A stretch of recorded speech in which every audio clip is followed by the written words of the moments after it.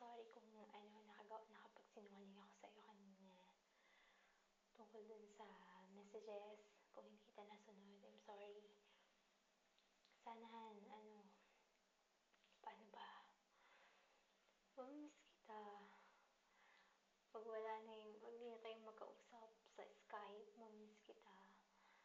Tapos, sana mag-ingat ka doon. Kumain ka sa oras. Alagaan mo yung sarili mo. Tapos yung mga bilin ko sa'yo, tandaan mo lang. Huwag mo sanang kalimutan yung kung ano yung mga napag-usapan natin. Yun na yun. Dapat alam na natin sa bawat isa na yun na yun.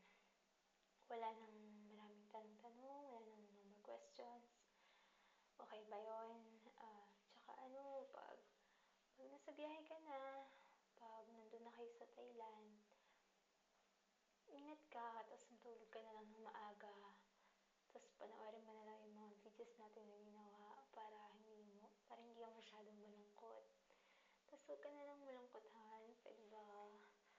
Kasi ayoko naman na nalulungkot ka.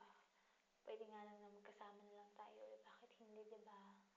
Kaya lang syempre, nagawa natin to para sa bawat pamilya na bawat isa, diba?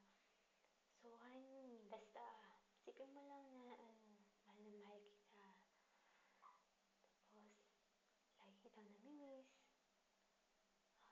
Kahit nasan ako, kasama kita, naiisip kita. Tapos, bago matulog, mag-pray. Pagkagising, mag-pray. Kung may time magbasa ng Bible, magbasa. Maglaan ka ng oras sa pagbabasa. Tapos, huwag masyadong mainitin ang ulo, ha? Kasi hindi nakakatulong yan. Mas stress ka lang. Okay? Pag may problema, pag merong hindi umaayon sa gusto mo, hayaan mo lang. Huwag kang nagagalit. Don't say bad words, okay? Love you, Han. I love you so much. Sana nararamdaman mo yung pagmamahal ko sa'yo. Sana yung mga oras na nakakausap mo ko, nagiging masaya ka. Sana mamiss mo rin ako. Kasi ako, mamimiss kita na sobra. I love you.